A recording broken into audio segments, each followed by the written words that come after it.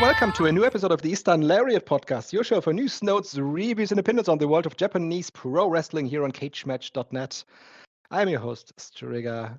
You might notice it a bit. I am a little bit under the weather, caught a pretty nasty cold, which is why we delayed the show for a day. Couldn't talk yesterday, actually. But I am here now to talk about Japanese pro wrestling for you. And of course, I am talking about Japanese pro wrestling with my main man, Dylan. Dylan, how are you doing? STRIGGA, you have so much respect for doing the show right now. Even though you're under the weather, even though you had a rough time, it actually worked out. You know, they always say when God closes a door, he opens a window. And that window led us to Champion Carnival details that we never would have anticipated. But let me ask you this, STRIGGA, have you been keeping up with the Olympics in any form or fashion, the Winter Olympics? I watched some clips. I'm not a huge winter sports guy, but I watched some clips from some of the medals that German athletes have won. Okay, cool. Yeah, see, so I will say this. Right now, my dear Mama is also under the weather as we speak. So we've been missing out on a lot of stuff. We missed out on the Grizzlies games. That's been no big loss, to be honest, the way they've been playing the last few games. And we missed the start of the Olympics, too. So I'm just now getting into it. I want to see, usually my favorite events are like snowboarding and stuff like that, and ice hockey. I even watched a little bit of the curling. Yeah, I watched the opening ceremony with my dad last weekend. It was pretty good. Okay, cool. I'm glad you liked it. All the great fans across the world for showing up.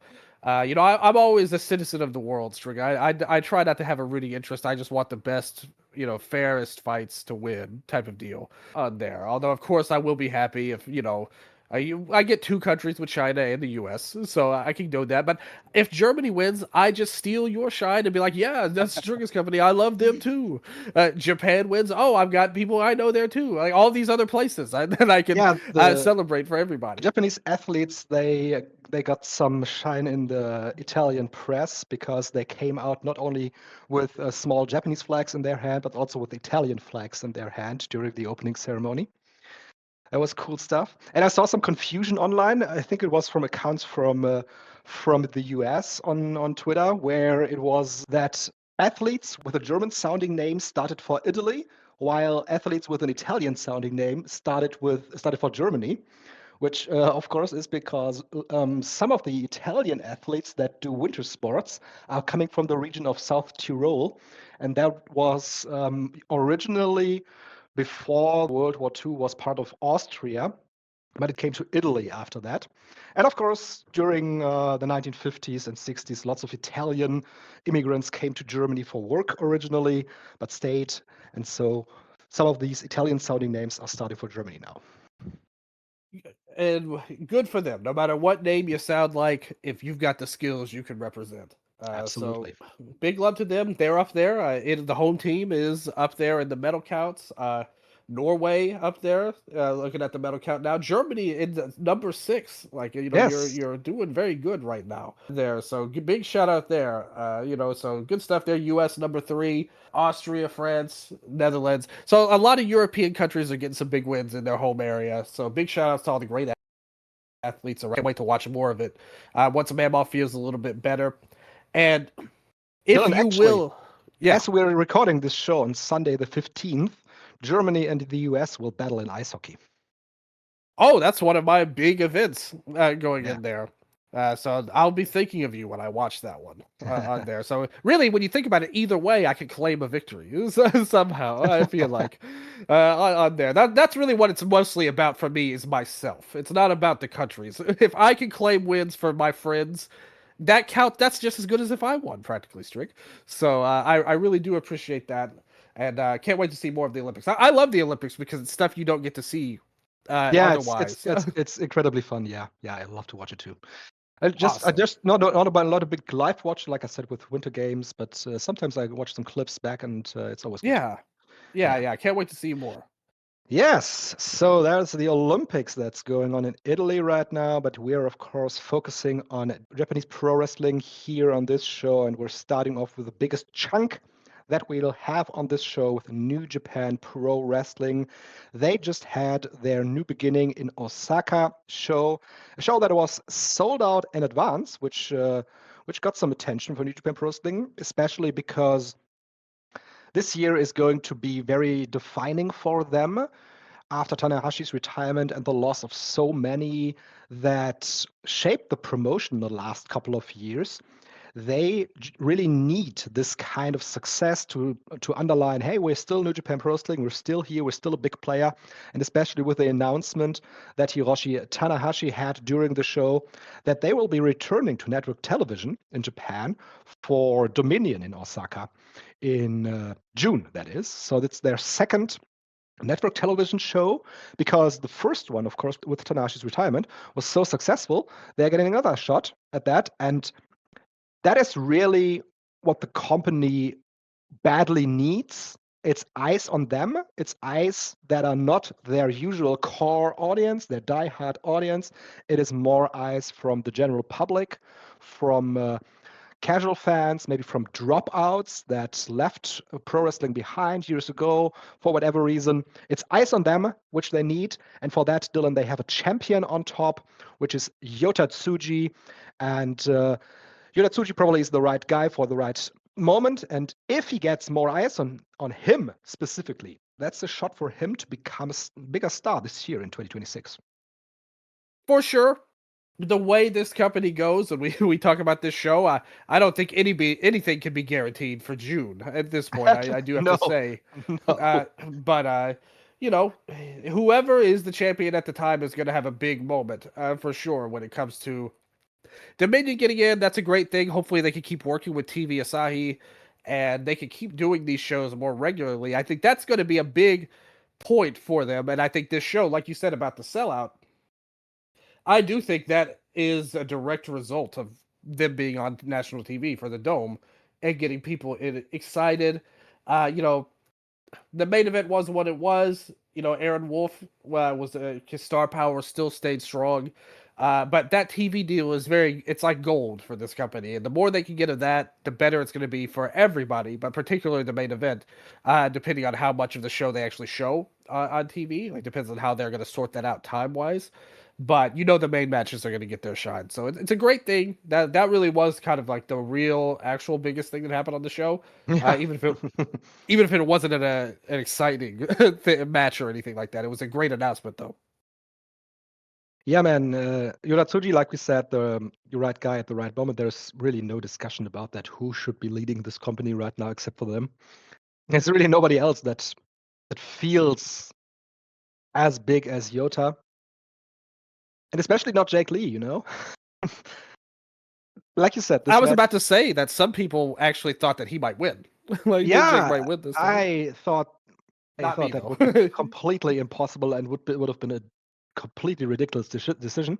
Nothing's impossible. In this No, company, I nothing's would argue. impossible in this company, but you know, the likelihood of Jake Lee winning, I thought, was much lower than, for example, Rena Rita winning, because they always pull off some shenanigans on these matches.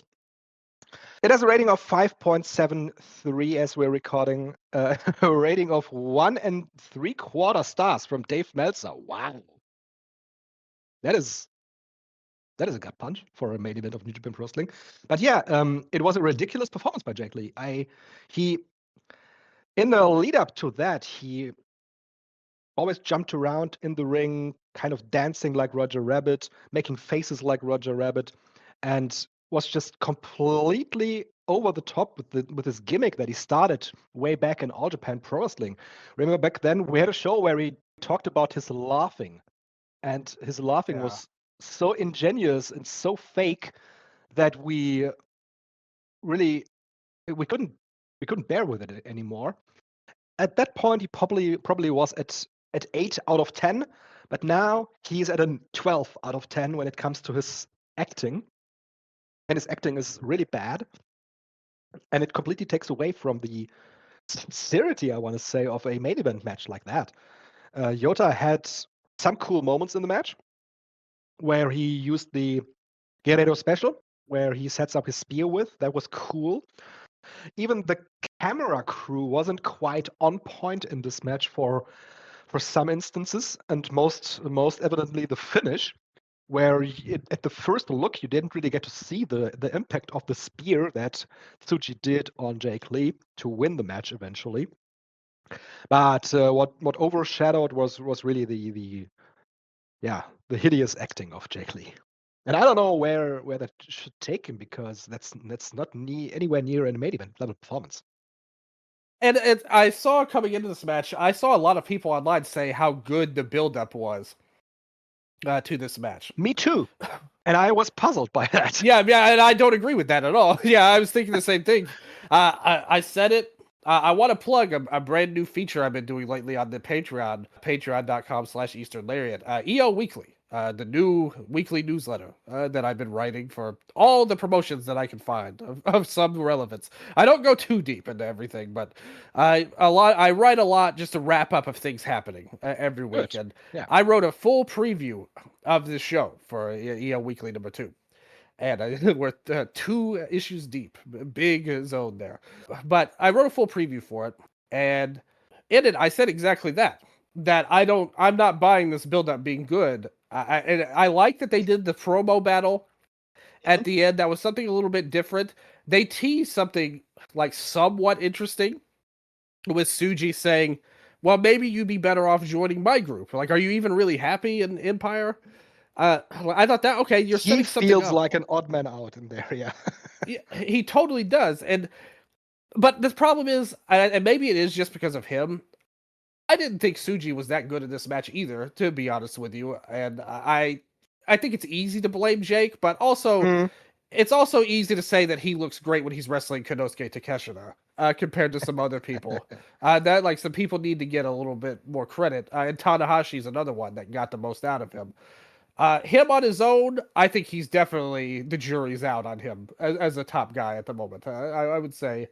But we can't judge him off of this anyway, because Jake, I thought the same thing as you. This character is by definition a court jester. That's a comedic character. That's not a main eventer.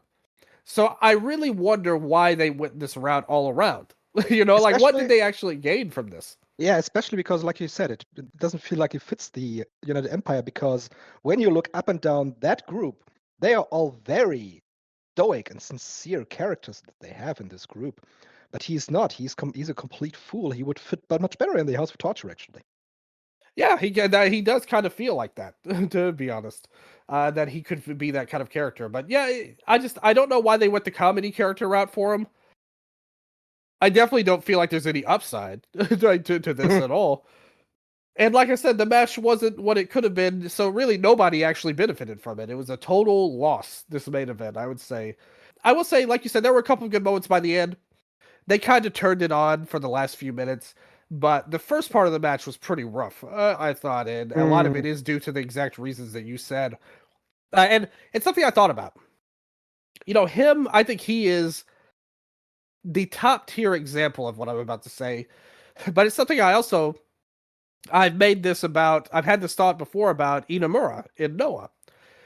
If you look at Jake Lee, when he was just his normal self, way back now, 7-8 years at this point, but when he was just a normal guy, like wrestling guy, teaming with Miyahara, like Next Stream Jake and wrestling, he was good. Like he was a good worker. And he felt like a guy that could really be pushed to be one of the next top stars of the company, like the next 4 pillars or whatever you want to say. He was good. And for some reason, somewhere along the line, he decided that no matter what, I must do a sensational character. You mentioned the laughing in All Japan. I'd go where he dressed up like Mr. Peanut in Noah, his champion, with the monocle and the hat and all of that. And now this, and then even in New Japan before his injury, he was a guy who came out to the ring drunk on beer or whatever. It was his gimmick. I don't think that's true, but he was coming out drinking anyway. So you have this weird gimmick. I forgot about the drinking gimmick, yes. Yeah, and now this. And it's like, what is it within this man that makes him... Why isn't Jake Lee good enough in Jake Lee's mind that he feels he has to do these gimmicks? Same thing with Inamura. Like, you were perfectly fine as your normal self. What is it in his mind that makes him think that, no, Jake Lee is not good enough. I need to have this gesture. Like, that's what's gonna take me over the top. Why would you think that? What is in this man's mind that makes him believe that? I just don't understand. Total Eclipse, Dylan. Tajiri and Jake Lee were part of Total Eclipse in All Japan Pro Wrestling. And it's basically around that time, during 2021, 2022, that Jake Lee developed that character. And I gotta think that Tajiri got in his ear and told him about performances and how he could enhance his character. And that's what he's going with. But it didn't stop there. We've had 3 other gimmicks after that where it was all stupid. It got more ridiculous. Yeah, that's what I'm saying. It got worse than that. So what is making him do this? Like, what made him, is Tajiri's word, he's hypnotized him to do bad gimmicks? I don't understand it overall. But nevertheless, Jake Lee is not a main event talent. Like, that's the only thing we can say for sure. Not in this gimmick anyway. Yeah. And I mean, I don't think he wanted to do he has an imposing stature, he's tall, he's good looking. There is chances for him to actually be something in this promotion. For the longest time, when it first became public that he wanted to join New Japan Pro Wrestling, I waved it off because I didn't think that he actually had what it took for this company to be a headliner of the biggest pro wrestling company in Japan. But there's something that he has in his looks and in his stature that you can imagine. Okay, yeah, maybe at some point when the right moment comes and when the right gimmick and the right circumstances arrive, Jake Lee could be a guy on top of New Japan Pro Wrestling. But I don't see it. I don't see it with this gimmick, and I don't see him actually getting away from this performance. Not this year. Maybe in next year, maybe in 2 years down the line. But for now, he's finished as a top guy, I'd say. And I thought they had a really good chance to do something way different. Yeah. So of what they set up and what happened earlier in the show, I easily could have seen something where Tsuji beats Jake, he offers Jake his hand, and then the Newman and Empire run in and kick Jake out of the group. Yeah. Pretty much. That would have made perfect sense with the storyline they were telling. Jake could have been a normal stuff. I could honestly see these two, if Jake was not doing the stupid stuff, if he was just wrestling as himself, I could easily see him and Tsuji being a tag team. I think they have a great look together if they were going to do something like that. But they didn't do it, and he's going nowhere, I would say. If you look at the New Japan Cup, we're going to talk about it a little bit, he's not going far. So it's clear that he's not even the main focus player in his group right now. It's not his own group, but his group. Yeah. Yes. So yeah, that is where we stand with Jake Lee. And as for Tsuji Dylan, he delivered this message after the match where he said that the wrestlers in the company are no trading card figures. Of course, referencing to Bushiroad, the trading card company that is behind New Japan Pro Wrestling, and that is also behind Stardom. This promo made some waves, but I wouldn't say that it was shocking in any way, that it made headlines throughout the country. And if there would have been any consequences to Tsuji, we would have known by now, because New Japan would have announced whatever, I don't know, Tsuji gets a fine for calling out the main company or stuff like that. Yeah, I don't know. I came away with big question marks in my head with why he did that. I mean, I like it because I think it really fits his character. He's been the defender of New Japan. He brought back the old belt. He's the guy that Tanahashi endorsed. He's the one that says AEW sucks and he's going to fight against it. That's been his message statement that he's made so far. So of course he's going to go against another company that might be invading on what he sees as New Japan's turf, as his character again. In reality, I don't think anybody should be surprised by the reaction to it. They're going to side with the card game company over the wrestling company, obviously. It didn't help when like other wrestlers were kind of like, maybe he shouldn't have said that. Like I saw Goto on Twitter was like, I don't think this is the right message to send as a champion. That is point A, and point B is, what is the end game of this? I mean, bringing back the title is one thing. That is something that you can include within the wrestling storylines. That is him standing up for New Japan Pro Wrestling. But him standing up to the faceless trading card company. That's true. You know, like what can you really do with that? And they didn't even show Takaki Kidani's reaction to that. Nothing of that sorts. Yeah, and actually, now that you think about it, that could have been something they might have been able to play off into something. Yeah, if they had showed, well, exactly, well, they didn't. Exactly. They didn't do anything with it, but I think they could have. But the only thing is now he's made an enemy of me only if he was talking about D4DJ that he's going after. In which case, I'll have to turn on Tsuji for that. But otherwise, I'm on his side for sure. But yeah, you know, it is what it is. I don't think it's really a big deal overall, though. No. They're going to sweep this under the rug and move on, is kind of what I predict. You know, Kidani might not like it. There was a lot of fans on his post, though, that were defending Tsuji, actually. It was like, hey, like he was saying something good about the wrestlers. A lot of Japanese fans were saying this. So, you know, it's a little thing. Like you said, it made a little waves, made a little splash, but I don't think it's a big deal overall. Yeah. You know, we had Aaron Wolf defending the Never Openweight title for the first time. The match went 2 minutes and 8 seconds. Ren Narita won the title with the Guillotine of Hell. Aaron Wolf was attacked by all the House of Torture members on his way to the ring already, so they softened him up for Ren Narita to win the title very quickly here in this match. And the question that I have had since watching this match is, what do they want Aaron Wolf to be? Because right now he is 50-50 in singles matches in New Japan. After his great debut in the Tokyo Dome, he had this singles match here. He was on the tour wrestling mostly multi-man matches alongside the Sekigun members, and now gets into this match, loses the title in his first defense. So when we talked about him making his debut back last year, you even thought about him wrestling Hiroshi Tanahashi in his final match. And we all were very clear about that he needs to have a big victory at Wrestle Kingdom to start off his wrestling career because of his celebrity standing in Japan as a real athlete. Then he comes in and wins. Gets off to a great start. He has his tour, wrestles against the House of Torture, and then loses the title to Ren Narita in his very first defense. So, in my mind, if you have this guy that you clearly need to be a success, you have him run with the title for at least a couple of months and not lose it at the first opportunity that is there.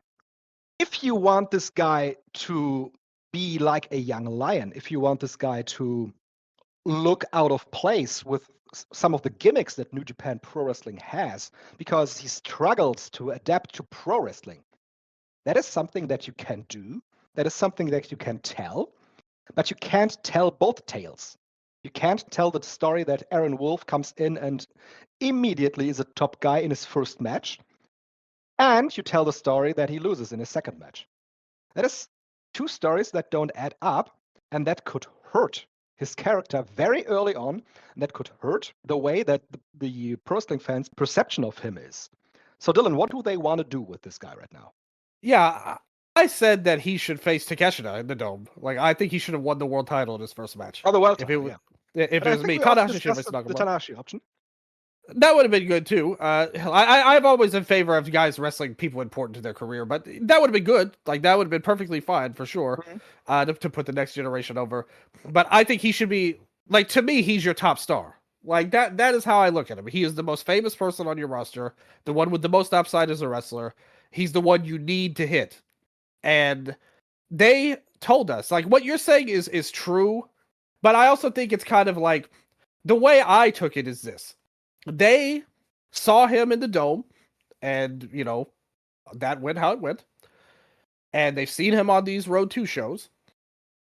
And they're telling you that they do not believe in this man. Like, that's what this match showed us. Not only did he... First of all, let's bring it back. The fact that he's lost, this is one of the worst booking decisions in the last 5 years of this company. Absolutely. It's near the top of the list. Like, there's absolutely no excuse for this. I'm sorry. Rin Narita, there's no way that you could say he has nearly the amount of upside as Wolf under any circumstances. So for them to do this, not only did they have him lose, that's bad enough, even if he had lost under any circumstances. And when we talk about the cup, you know, like, we could just look at that. Yeah. Anything other than us going into the cup saying either A, he's pulled out, which I think would have been that would have been a perfect storyline for him. That he is claiming that any belt that he holds is the top title. That immediately sets things up with Tsuji pissed, like, hey, wait, what? Like, you've had two matches, bro. But it keeps him from losing. You could set something up in the thing. But either way, if he's in the tournament, there's two options that we can talk about. The successful way is saying he is 100% the favorite to win this tournament. It's unthinkable that anyone else could do it. The number two option is so far away. Anything other than that is an F in booking. And now if he gets past the second round, it's going to feel like an upset. Not only did he lose, they didn't trust him to go beyond 2 minutes in a match. Both of his matches have been smoke and mirrors. Now, what are the reasons for this? And we're speculating here. We don't have the booking team on the line here. Inside knowledge, of course, yeah. Exactly. We can only speculate. Now, the match itself that he's had, he had the dome match, which the crowd loved, and it worked. I'm not saying it didn't, but even at the time I said that we shouldn't read too much into this on him, because he literally could have done anything and that crowd was going to react how they did. Like, the quality didn't even matter. They were going to ride with him no matter what.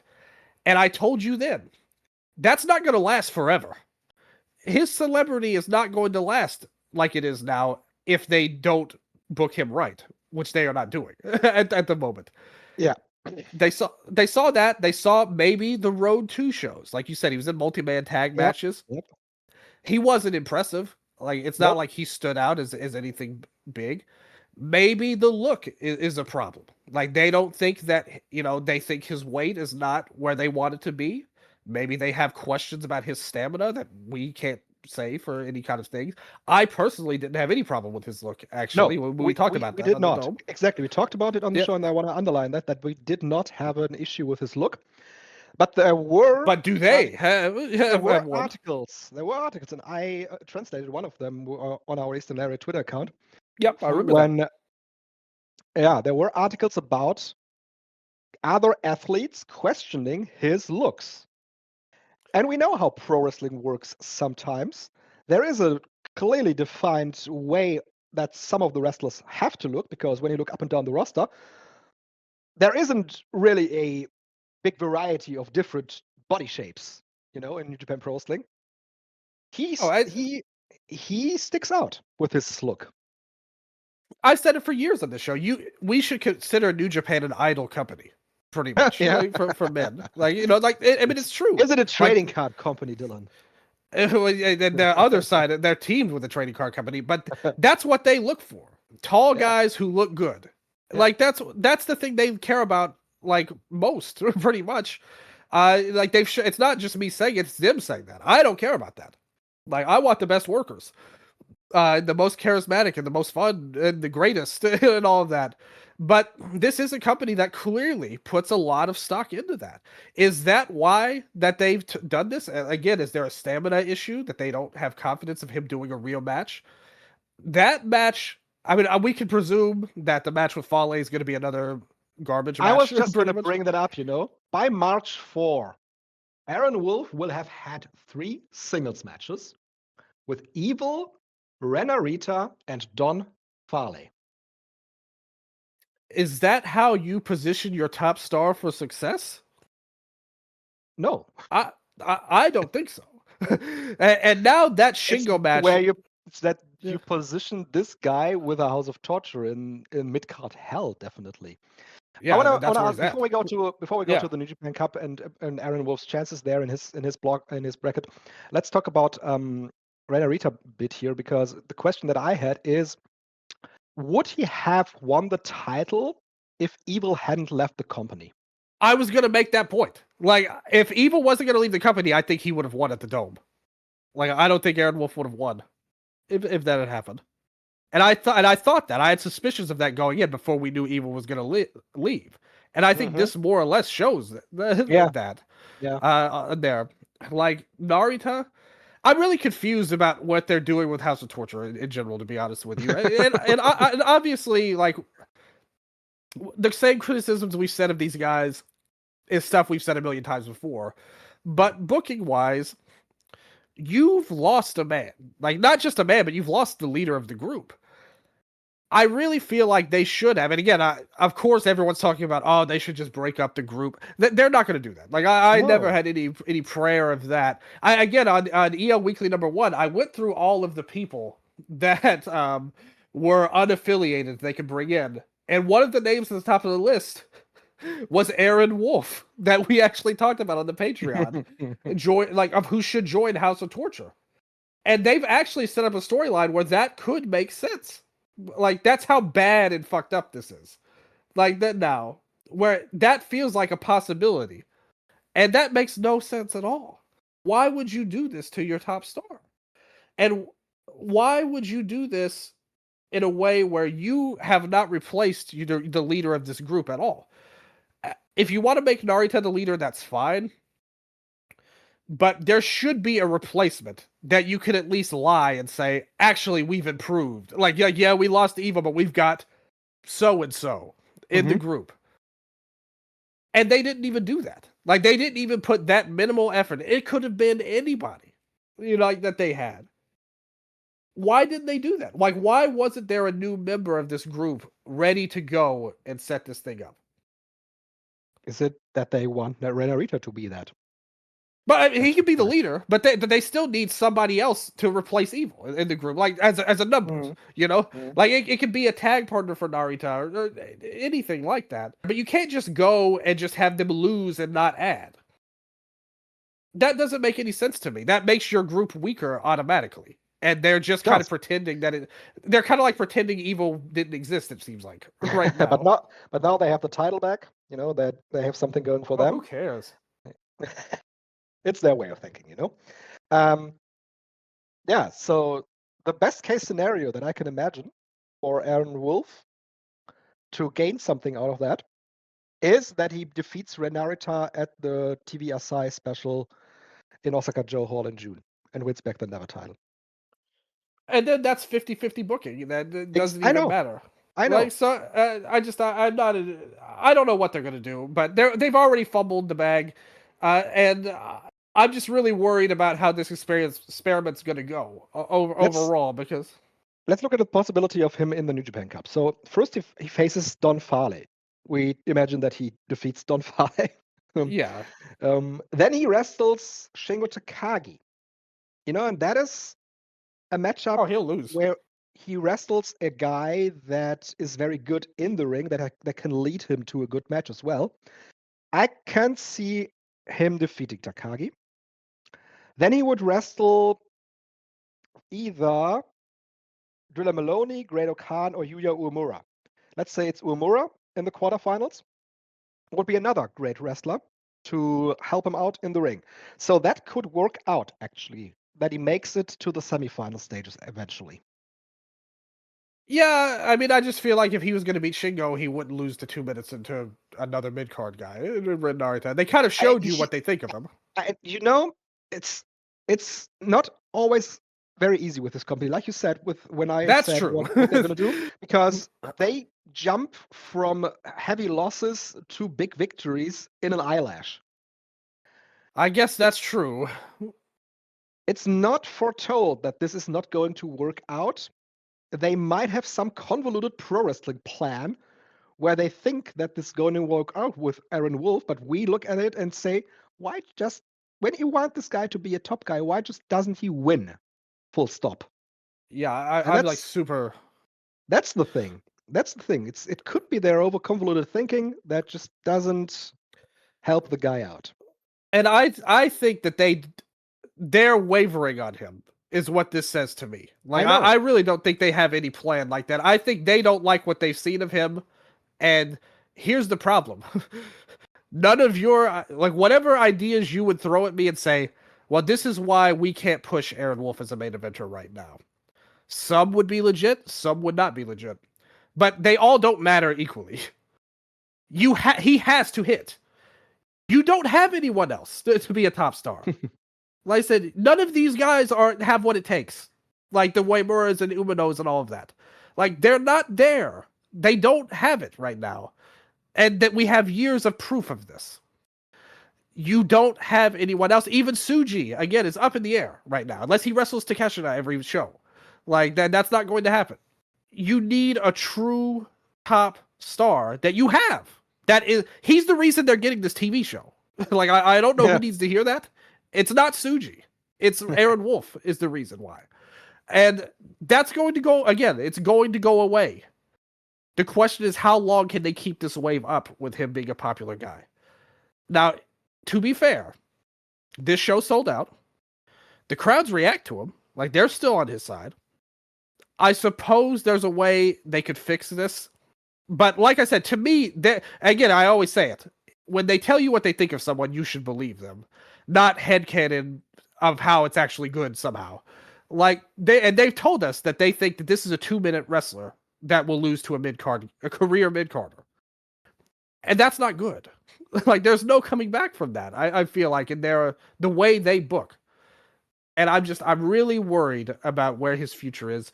But I'm not ready to throw in the towel on him. Maybe they are wavering. I'm not saying they throw it in the towel, but I do think they're wavering. I want to see what he does against Shingo. Now, how will that match go? Because he's not really had any real matches yet. He's had circus matches as a singles player. Yeah, how will he do against Shingo? But there is no question that he needs to have these matches. Yeah. You can't just do this House of Torture stuff forever. No, he needs to. And I think Shingo's a great opponent. He really is. And he needs to become a full member of the roster, so he needs to have these matches. The Aaron Wolf situation is very unstable right now, I'd say, and I'm with you that they are wavering. Here's how I would have done it. Here, we're gonna fantasy book a little bit. This would be what I would have done, because you had a great setup for this. In my opinion. So coming into New Beginning, I would have declared him that the winner of the Young Lions Cup will get the title shot at New Beginning. We're gonna move on from House of Torture for now. You could do something later with them, but you set up him versus Murashima, who's obviously great. And I would have Wolf beat him in 2 minutes. Like, that even would have worked out. And then I would have Murashima cut a promo saying, I swear, when I get back, no matter what happens in this excursion, I'm coming for you, Wolf. And that sets up a rival. That gives Murashima a storyline to hang on to when he comes back. It probably prevents them from doing something stupid with Murashima, which we don't want to do because he's very great.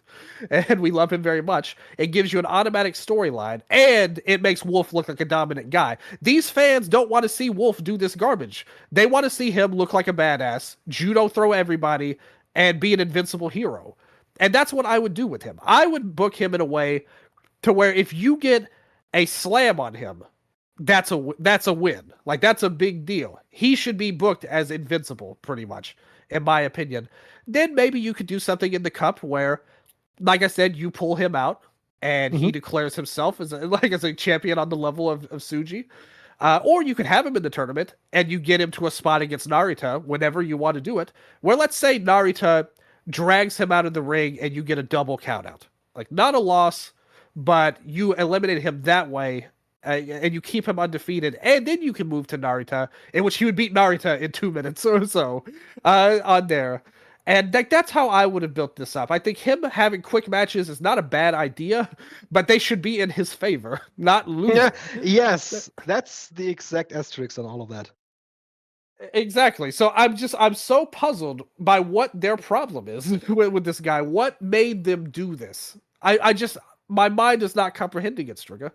No. And I'm surprised so many people were like trying to see this their way and like go 50-50 when this is a horrible decision in every way. Like, it was a horrible decision and a horrible match on top of it. Yeah. Like, so it's like, there's no good in this. Luckily, Dylan, we had some better matches on this show. You know, the Knockout Brothers, they are a hot act, and they are the hot act that they need right now, not only for the tag division, but for the company itself. And I said it to Lyric after I saw a tweet about the tag title match. They should have called an audible and made this match the main event of the show, because it clearly overshadowed the world title match. Not the world title, but the heavyweight title match. It was a lot better. And, you know, it not only overshadowed the match, but it also included 4 wrestlers that this company has to build up on in 2026. Of course, Yuto Ice and Oscar looked tremendous since their return as the tag team champions. But I thought also that Shota Umino and Yuya Uemura showed great upside in this match, and I'm glad that they're keeping them as a tag team. In contrast to the first match that they had, I thought that Umino and Uemura showed better teamwork, and that was part of the story of this match, and that was the story that made this match so great. That Umino and Uemura, they improved in being a tag team, and they jump in for each other to save each other, but they are still not on the level of the true tag team that is Oscar and Yuto Ice, which is why they, in the end, got to defeat Umino and Uemura. So the story told throughout the match was very good, and I'm glad that they kept titles on the Knockout Brothers, because they are best used in this role right now. Whereas Shota and Uemura, they still have their singles runs.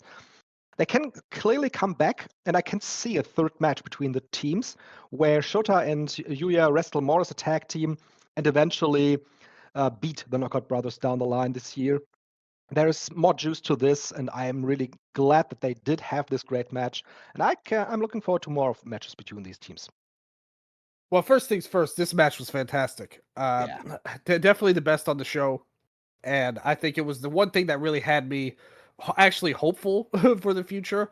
I've said it before, I'm really not a believer in Umino and Uemura as ace level guys, but as a tag team, I honestly think if you can look at these matches they've had, whether it was their first match against the Knockout Brothers, the Tag League, the amazing match they had against Taichi and Ishii, that was an even better match, I thought, than this one. But all of these matches are great. I think you can really, if they keep going with these guys, I think Umino and Uemura could be one of the best tag teams in the world. Like, I don't know if that's a controversial statement, but I think their in-ring game complements each other so well. I do think that they have a plan with these two, too. We're going to talk about that in a little bit with New Japan Cup. I want to see, again, like the wrestling caliber is so strong with these guys, but I do think their characters, they just need to be added on a little bit. There needs to be a little bit more flavor in them to get to a singles main event route overall. And I think that they could do it, but they haven't shown that yet to me. The Knockout Brothers, they're going to be really interesting in the tournament, particularly Yuto. Yes. If you look at this tournament, because now we're going to get some single stuff. Now we're going to see, historically, they haven't booked them that strong as singles. Last year, they took major losses, like, you know, at the end of the year, you know, to even Tanahashi got the win over Yuto. But tag-wise, they're great. They won our Tag Team of the Year award in the awards for a reason. I really like both of them. I'm still, again, I'm not in love with the Yuto gimmick. I'm just never going to be, to be honest. The gimmick is just too much for me in that Gabe Kid try hard kind of way. But he can work. he can freaking work, and he can talk, and he's got a lot of charisma. So I'm not going to judge him, even if I don't personally like it. When I see something working like these guys are, you have to just kind of roll with it, in my opinion. And they did a great job. The one thing that's interesting, too, about the challengers, the crowd is much more behind Uemura. They're still like 50-50 on Umino. When Oscar hit that wild... Uemura is unquestionably a babyface to the fans. No question about it. But with Umino, there's mixed reactions. Yeah, and when Oscar hit that big tombstone on him, the crowd popped. Like on Umino, yeah, like they were kind of booing in Osaka, Umino. they wanted the KOB to win. There was a huge KOB chant throughout the match. And that came at a point where Uemura and Umino had their upside. And I was thinking, okay, no, maybe they are doing it. Maybe they are doing the tag title switch here, which would have been a bad decision because the crowd was so much into the KOB. Yeah, that's the thing. Like on paper, I actually thought that the challenger should win because it gives them something. And these guys they've kind of been booked as losers, to be honest, as a team. Even though their performance is good, they're not winning anything. Like they're not doing anything of note. Not yet, no. No. Yeah, and they need something though. Like in my opinion, or this is going to continue where they're not as over as Knockout Brothers, who win all the time, and the fans love them so much for that. So I thought that it would be smart to give them something. But like you said, when the Knockout Brothers are so over, it's not a bad decision at all. Like it was a good decision. Even if I wanted it at first, there's nothing wrong with pushing KOB. I'm all for pushing guys strong. We all know that. And why not roll with your hottest act right now as a player? And like I said, their future is going to be interesting. I think that these guys kick ass as a team. And I would love to see what you said play out.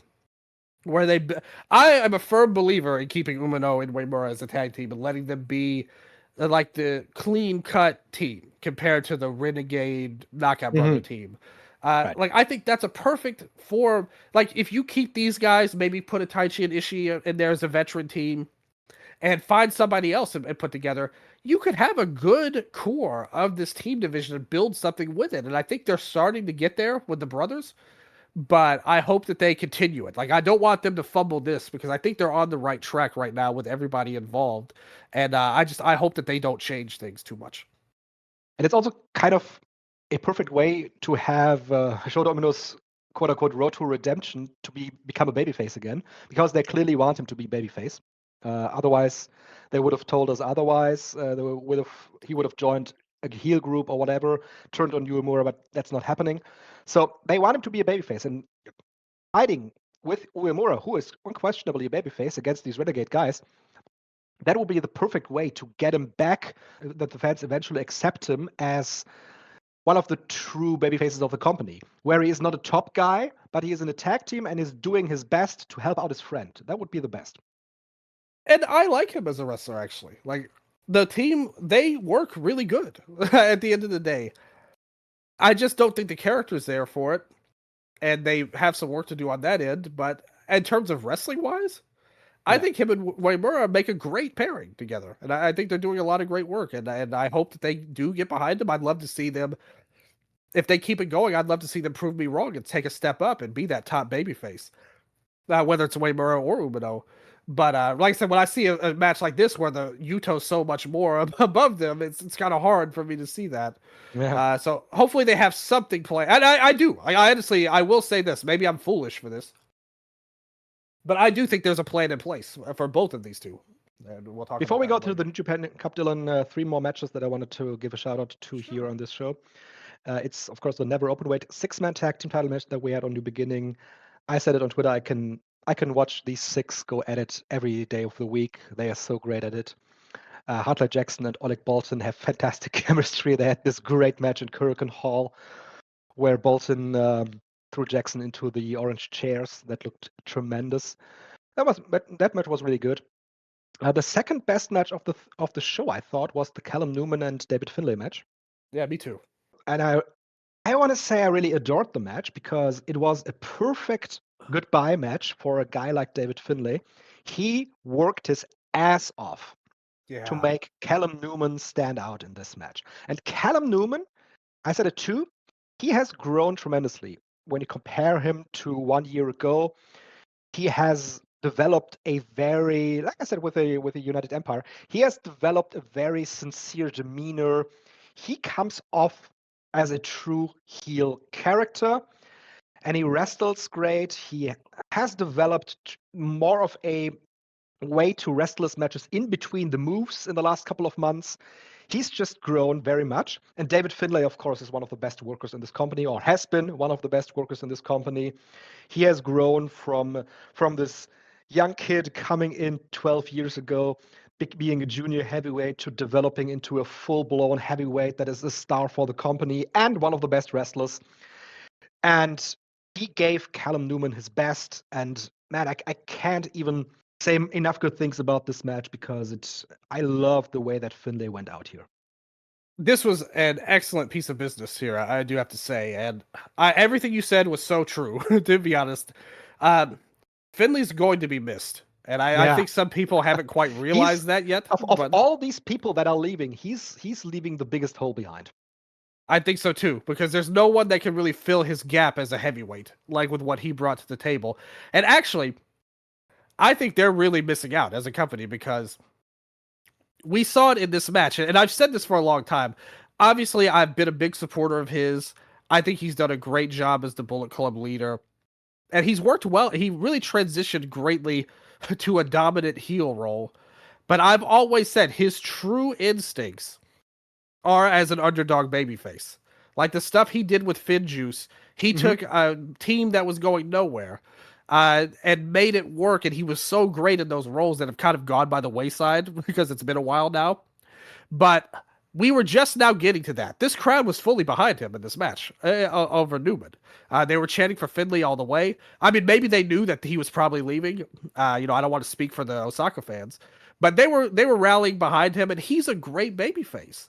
And I think if you got to that, they had a great storyline with him and Tsuji. And that Tsuji kind of took over the company. He had that promo where he was like, I kind of thought it'd be more like a collaboration. And I think we should have both been leaders. And I think you could have built to a great match with Finlay and Tsuji. If they had a little bit more time with him, I think he would have been a great person to challenge Tsuji next. And I think they could have told a great story with that. But like you said, he went out so strong here. He made Newman look so great. And I have to say something. Newman, as soon as he walked out with this new music, great new song that he got him, like it sounds like a main event level theme music. That's something I complained about not too long ago. And it's a problem with a lot of their guys. Like the people we mentioned earlier, their theme songs suck. Like there's nothing about them that is in any way recognizable or good. This, with the Here Comes the Prince thing for him, this is an epic song, and it made him look like $1 million. He carried himself with swag. He looked like a star. Yes. He walked down the ramp to the tones of this song, and it fit perfectly. Yeah, great change. And I said it on the Patreon review I did. His other song was a very bad one, in my opinion, because not only did it sound generic in how it was, but also if you have a tuned ear, and I know some people are going to know exactly what I'm going to talk about here, you could tell that this was a clear ripoff of one of the most notable Naruto Shippuden theme songs, Silhouette. Like, this was clearly a ripoff of that, and they had to get that junk out of the way. Silhouette's an amazing song, but the song he was using was not. So this new stuff, it's a main event level theme. He carries himself great. He has super confidence, and Finlay did everything possible to make him look great. I love the ending sequence too. This little gimmick he's got where he takes the wrist thing off and it shows his tattoo, and then he bam hits him with the wrist clothesline, the kiss the throne thing, to set up the Princess Curse. I think it's a good finishing spot for a heel character, and one that's positioned now to be not just a heel, but the leader of a group, and pretty much your top heel at this point in the company is him. And he's a guy that has a lot of momentum going for him, and this match did a fantastic job of that. Great work from Finlay, and Callum Newman has grown so much over these past couple of years. I remember when he started in New Japan, I thought, like, oh god, another Brit Res geek here, but he's really grown. Like we saw it in the. Yeah, he's totally he's true. Only 23 years old, man. When he came in, he was exactly that. He was a guy that was a teenager when he wrestled in Brit Res, and of course adapted most of the Brit Wrestle isms. Yeah, and he's totally grown. All the ideas of him being an Ospreay clone have gone out the window at this point. Absolutely. He's found his own style, and we saw it in the G1. You know, I praised him then too that he has stepped up in this new role compared to the year prior where he just was not ready at all. But we've seen it time and time again. Sometimes, and Stardom is great at this too, where they'll do this with somebody. But sometimes you have to give guys chances even when they're not ready. Kind of like what maybe you thought about Aaron, not you, but New Japan thought about Aaron Wolf. It's you just push him anyway, and then you let him grow along with it, and then eventually he's going to get there if he has what it takes. Which Newman looks like he might very well have what it takes. Now the only concern with him is he might be too good. To the point where suddenly Big Brother could be making that phone call before they want to call and say, "Hey, I got this new pro. Look, Ospreay's back. I think we need a new rival for him in AEW." You know, and I think that's the concern you have. Just like with Kyle Fletcher, you want to have Callum Newman as far away from Will Ospreay for the foreseeable future as you can. But they didn't follow that at New Year's Dash, though, unfortunately.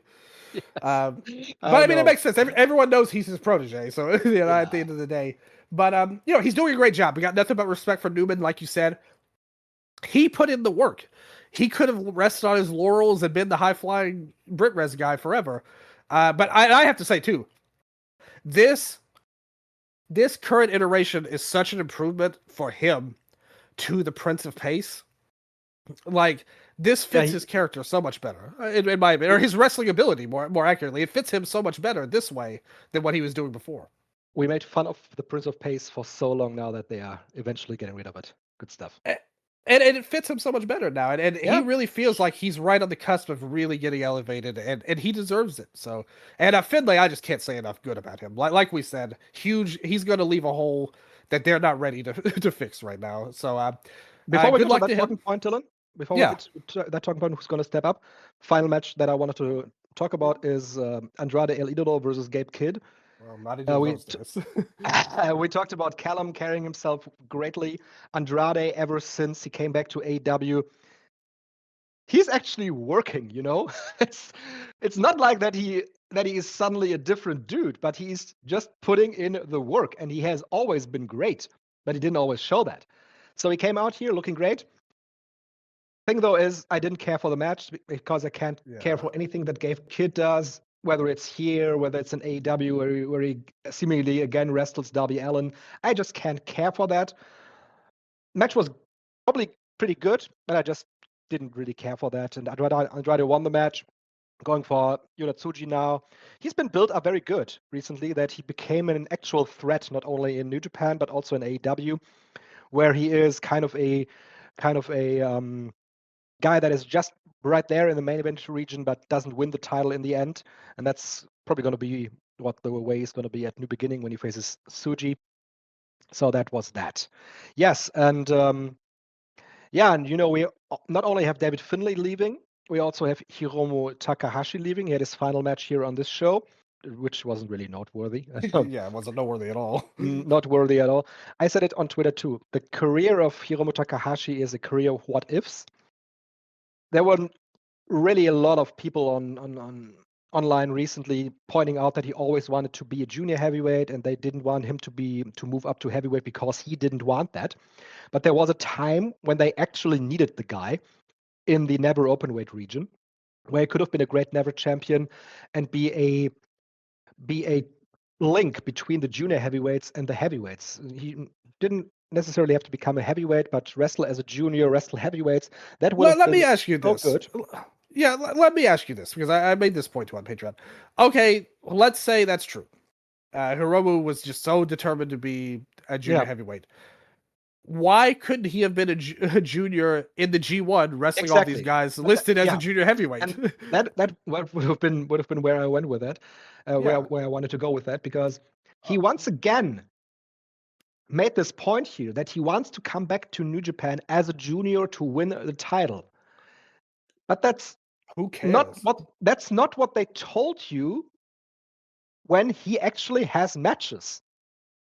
It's only it's basically his own lore that he is portraying inside the ring throughout the microphone, but it's not New Japan's lore that this guy is a main event level heavyweight contender. That No, never and happened. I said it on again, weekly, because I've talked to people about him before on a personal level, and everything I've got is this is somebody, and I expected it because in a lot of ways, this show, the match didn't mean anything, but ultimately, we kind of glossed over it because we were worried about Tsuji talking about the card company, but the end result of this show was based on him, and their goodbyes, and Yuto Ice crying his eyes out, and Hiromu leaving. But Hiromu was fine. Like, he was laughing and smiling. He's like, "Yep, I can't wait to leave this place." Yeah, but I've always heard about him is that he's somebody that puts a lot of thought into everything. Like, he's a really he always thinks deeply about anything he does. And sometimes it's been a little much for some people, but he's a guy that does care. And even if it's ways that maybe we can't, us mortals can't understand, and maybe other wrestlers can't even understand sometimes. Like, he's somebody that put a thought into this. And I knew that he wasn't going to come out. This wasn't going to be some big tear fest thing. He didn't just wake up one day and say, well, I'm not re-signing in New Japan. He thought this out. Like, this was planned months and months ago. He knew exactly what he wanted to do. What that is, I don't know. But I will say this.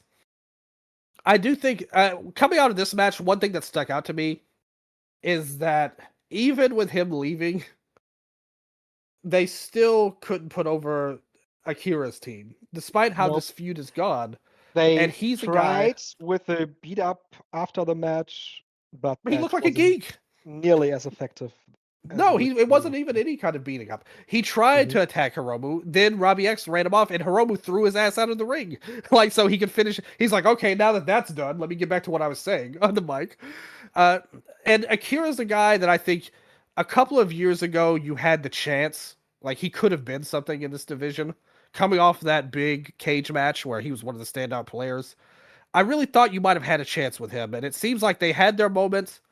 It's passed him by, and he's even coming back, even a month in, he feels like just another junior, like, with no specialness to him. Yeah, and with Hiromu, I said it too, he was, of course, the pinnacle of the junior division for a long, long time. Won the junior tournament 3 times in a row, but him being so overly dominant was the detriment to most of this division, because we pinpointed it when he did not lose to Master Wato and not put over Master Wato as the new junior heavyweight ace when Master Wato was at its hottest. And that was, like you said, it was a big mistake, and Master Wato never recovered from that, and that is another issue that this company has, and that is another argument on your side with the Aaron Wolf situation. This company has a track record of ruining runs for wrestlers, because when they are the hottest, they just don't win because they want to drag it out more to the point that it will eventually not work, because not all of them are Hiroshi Tanahashis or Tetsuya Naito's, That's a great point. Master Wato is no Tetsuya Naito. It's not Hiroshi Tanahashi. He should have won the title that night. Yes, all of those things you just said were accurate. I could not argue. So Hiromu, as a junior, he brought us great moments, great highlights, but he was also part of the problem that this division had, that nobody was able to eventually defeat him because they thought that he is such a big fish in this small pond that there is nobody but El Desperado that can defeat Hiromu Takahashi. Yeah, I think so too. And to me, the junior division is so low at this point that I barely even... It might as well not exist at this point. Dylan, that's how... Do you know who's wrestling for the junior title next? Who is it? It is Master Wato. Him and Doki. Should have put on a classic. Yeah, I mean, like I said, Wato's a good worker, but there's no heat to this at all. I mean, we saw it last month with Despy and Doki. And I mean, I think everybody when Desperado won at the Dome, that number 1 contendership match, that stupid match instead of a title match they showed on the biggest show of the year, it was a negative that he won. Like, everyone wanted Fujita to win. and he's going to be the next one down the line that they fumble. I feel like, at least with him, there is some hope that this year could be his year. But can I say I'm confident? Can I say that would even mean as much as it would have last year? Probably not. Probably not. Yeah, so Hiromu leaving the company, Evil leaving the company, David Finlay leaving the company. There's others, of course, leaving, like Clark Connors. Let's look at the New Japan Cup, and when we talked about Callum Newman, Yeah. I mean, it should be clear as day that this guy needs to be at least in the semifinals of this tournament. In his side of the block, he's facing Oscar. Defeating Oscar, he would face Hartley Jackson, and then presumably in the quarterfinals, he would face Hiroki Goto, I'd say. Would be a great road for him. Yeah, that would be a great road for him. Then he could face, from the lower side of his side of the bracket, he could face, for example, Oiwa or Yuto Ice or Shota Umino. Yeah, Shota I Umino think is also, it will be Umino. Umino and Newman would be a great semifinal, actually. Here's the thing. Here's the key match in this block. Who do you think wins between Yuto and Zack Sabre Jr.? I think Yuto. I think Zack, but I would like it to be Yuto. Actually, you know, it would fit to what I said about the tag title situation. If Yuto goes on to the quarters, he would face Shota Umino, and Umino could get his win back. Good point there. That's a great idea. Yeah, I like that. I like that idea. Normally, I usually expect them to go conservative. Yeah. But I think with this particular case, I think he's so hot and so good on the mic that they might just be like, this is the guy they are kind of protecting, like more than anyone else at the moment, besides Tsuji, obviously. Absolutely. Yeah, I think I could buy that. I like what you're saying. This bracket is placed very good for the tag title situation, definitely too, because Callum Newman defeating Oscar could claim a tag title shot that he would have with whoever it is, Henare and Jake Lee. Jake Lee, of course. Yes, they could do that. And also on the lower side, if Yuto Ice loses to Umino, there's another claim for Umino and Uemura to maybe challenge for the title down the line. So that's placed out really well. Yeah, I like it. I pretty much agree on all of that. And I think Umino would make the finals over Callum. The other semifinal on the left side of the bracket could be Yuya Uemura versus Renarita. Makes sense? Yeah, I mean, to be fair, they gave Drilla a big spot on this show. We didn't talk about that match. You're right. You're right. Mm-hmm. Yeah, he did cut a big promo where he was kind of like, all these people are leaving, and I just feel so bad that I have to announce that I've signed a new contract with New Japan. You are correct on that. By the way, he cut a great promo in Japanese. His Japanese was very strong, so congratulations, Drilla. Shout out to Drilla, yeah. Mm-hmm. Yeah, good stuff there. Yeah, him staying around could be a benefit for him. Definitely. I think so too. And I think that match is going to be very interesting with Uemura and Drilla. I think you can go either way, but I think because the problem with this is Drilla has a bye. So if he drops the fall to Yuya, he wouldn't get any wins in the tournament. So I still think I would go with Uemura for the grand scheme of the story, but it wouldn't shock me if Drilla wins. Yes. The thing is, they will probably end up wrestling each other in the G1 again. Yeah. Which could be a better way to have Maloney get a victory over Uemura where you'd actually think, yes, he has developed to be a singles wrestler, but because the match you mentioned was a tag match, and he's wrestling as a tag team with Shingo Takagi for most of the last couple of months, so him winning down the line could be more beneficial to him than winning here. Sure. I think that's a 50-50 match. I think either way, if Drilla wins, that would not surprise me at all, is all I'm saying. But I would, if you put a gun to my head, I would say Uemura. Okay. Yeah, so in my booking, we have Callum Newman, Yuto Ice, Yuya Uemura, and Renarita in the semifinals. And from those, Dylan, who would you say wins? Yeah, like I said, I think I'm pretty much the same. I do think there's a chance Taichi could beat Narita. Maybe. But I think it's more likely Narita wins, overall. And that's not even 50-50. That's like 20-80. Narita would for sure beat Ishii.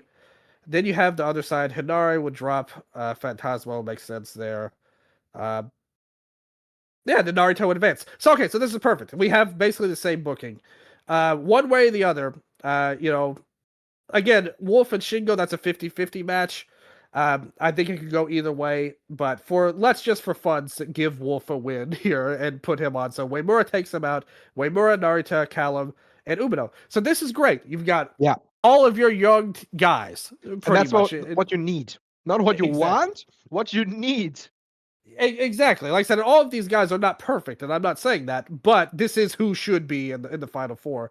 Unless you just say, fuck it, Yuto Ice, he's so hot, we're moving him into the finals. Like, if you go there, I wouldn't hate that. Tsuji and Yuto would be a great match for Sumo Hall.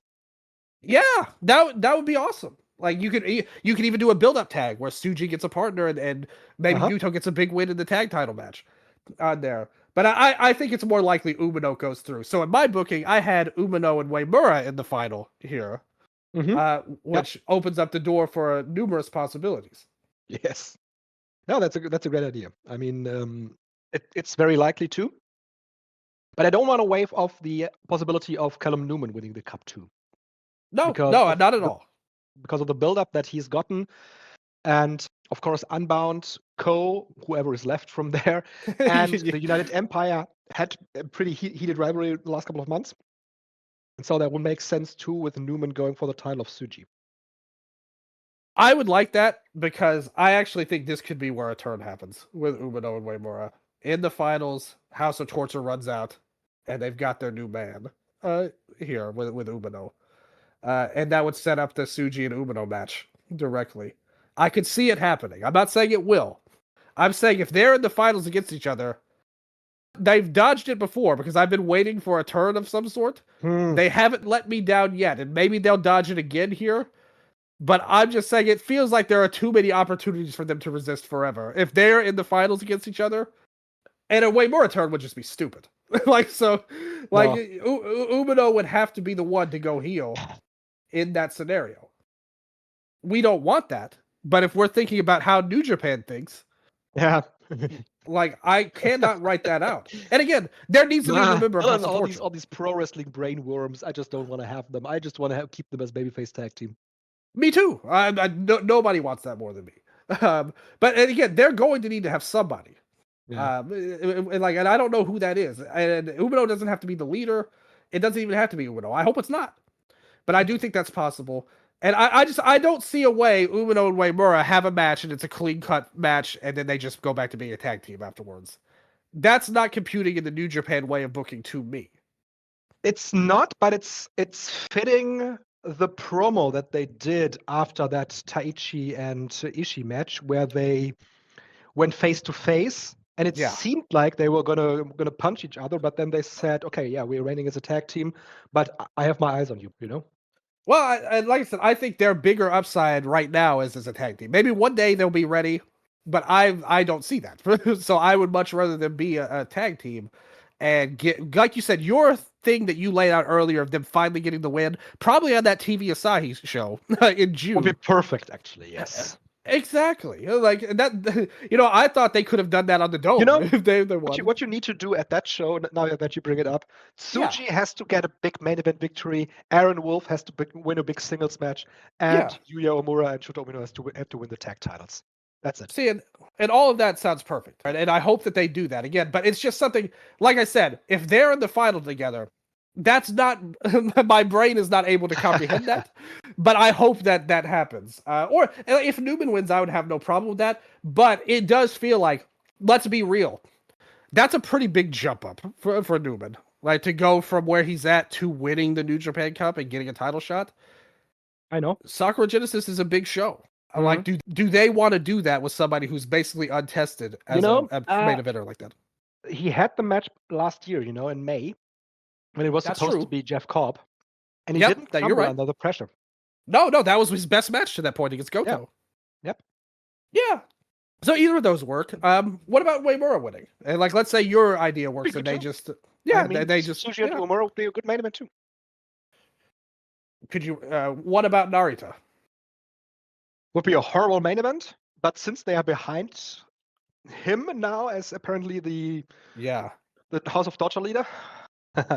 Yeah. Maybe you could do something where Tsuji forms the Triple Crown, like all the belts are on the line in their match. But I think that's the fourth most likely of the options, actually. Yeah. I think that, the other ones all sound better. Well, I really don't want Umino to. I'd rather Narita win than Umino turn heel. Like, if that makes sense. Because I'm like you. Like I told you earlier, I think this could be the best tag team in the world. And if they stick together, Umino and Uemura. But I don't know. It's so many questions up in the air with New Japan. And I have to say, this overall show, I saw people positive about this. I don't know. Like the tag match was amazing. Yeah. Like that set us all with confidence. We love what they're doing with Yuto and the Knockout Brothers and all that. That's great. And we love the Callum Newman stuff with Finlay. Did an amazing job. A very touching send off with him doing the bow. The fans accepted him. All that. But besides those two matches, and like you said, the never 6-man title match, that was so good. Yep. But then everything else on the show was either not good. Yeah, exactly, like not good or not horrible. Good. Yeah. So I don't know. I'm still not fully on board with this company yet, but I do think there's a path to goodness. But I'm also, if you ask me my opinion, I'd say there's at least a 3/4 chance that they blow it and turn me off completely, more so than I'm like, hey, I'm really excited about what's coming up next. Yeah, exactly. What's coming up next, Dylan? 2 more talking points here. Sure. Katsuya Murashima.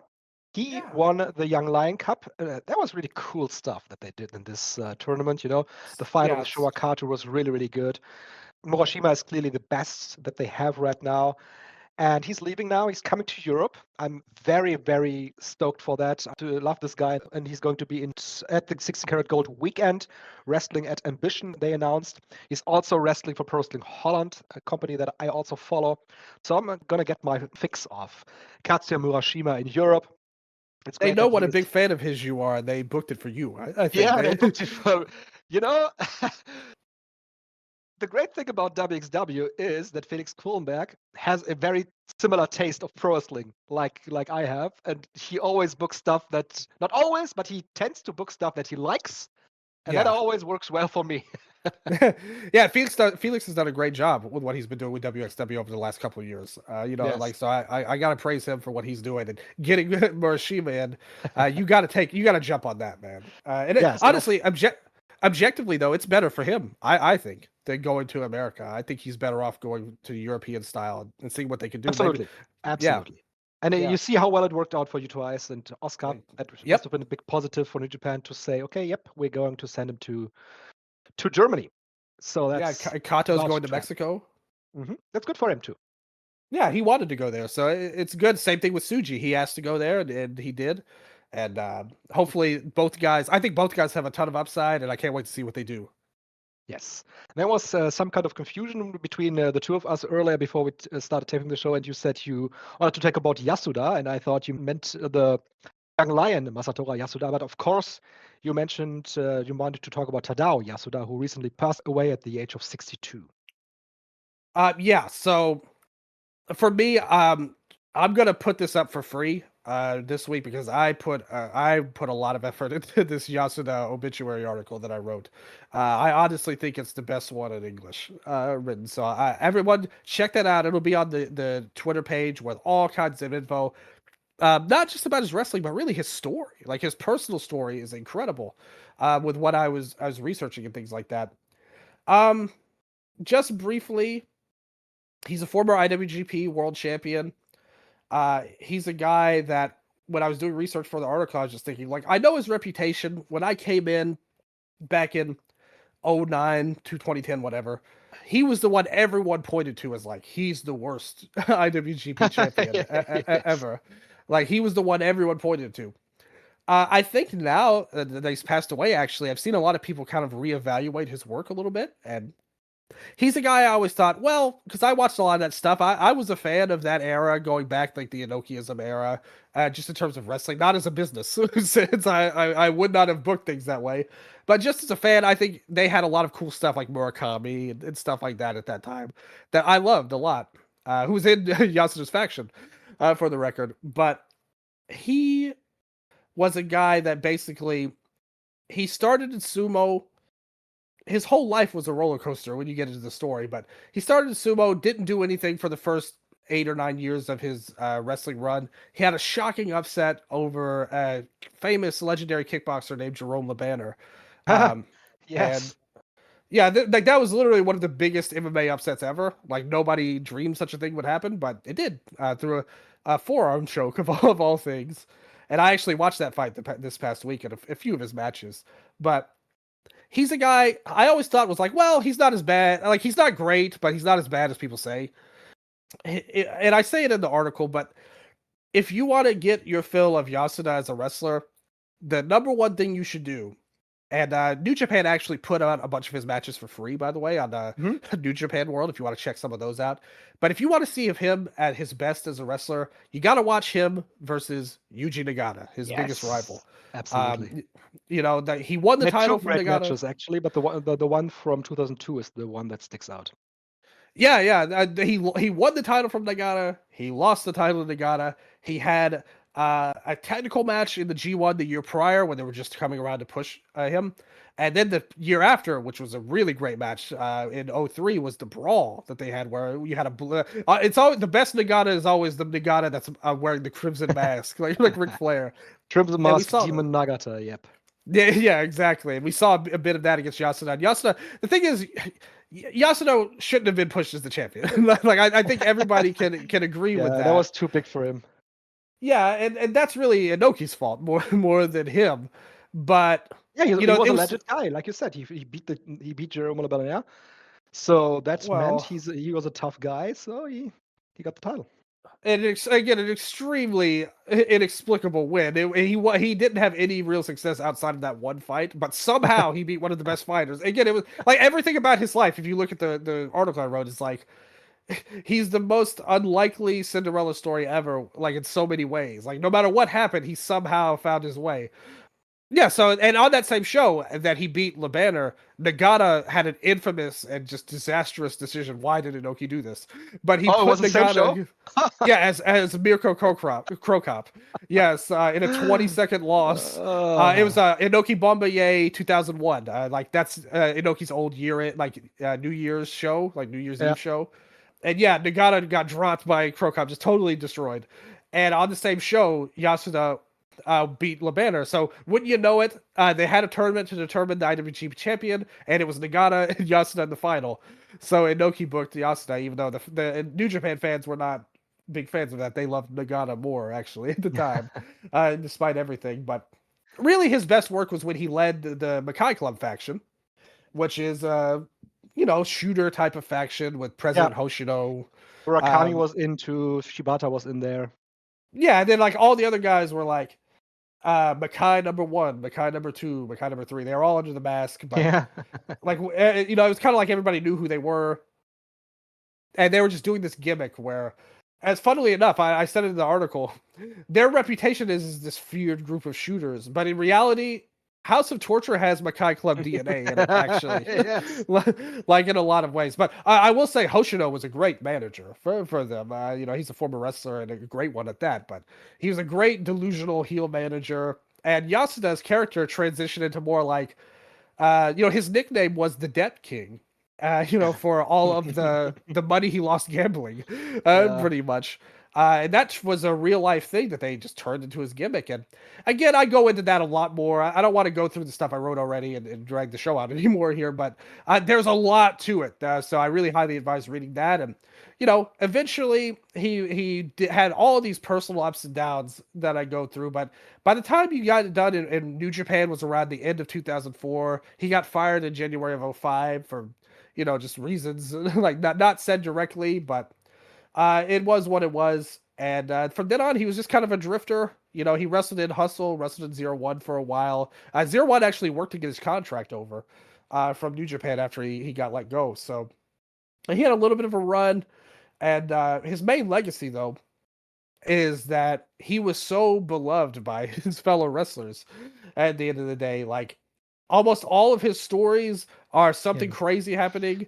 and then somebody like, you know, the referee will save him somehow, or oh, he was best friends with Hashimoto. You know, Hashimoto's sons were practically his sons by the end, and you know, his daughter has a great relationship with Daichi, and you know, you see all this stuff like Muto was there for him, and it's like all these guys just love this guy, even though he was like a guy that in a lot of ways, like, he was never the best athlete or anything like that. And on top of it, when he beat LeBanner, he was like 38 years old. You know, he entered a little bit crazy. late on there. So he really overcame a ton of odds. And that's Yeah, why like, like you said, he had a prolonged sumo career. I'm just looking at his Japanese yeah, Wikipedia 13 years article. from 79 to 92. Yeah, he has Beat Koji 418 Kitao. wins. Oh wow, 418 wins and 459 losses. That's a long career.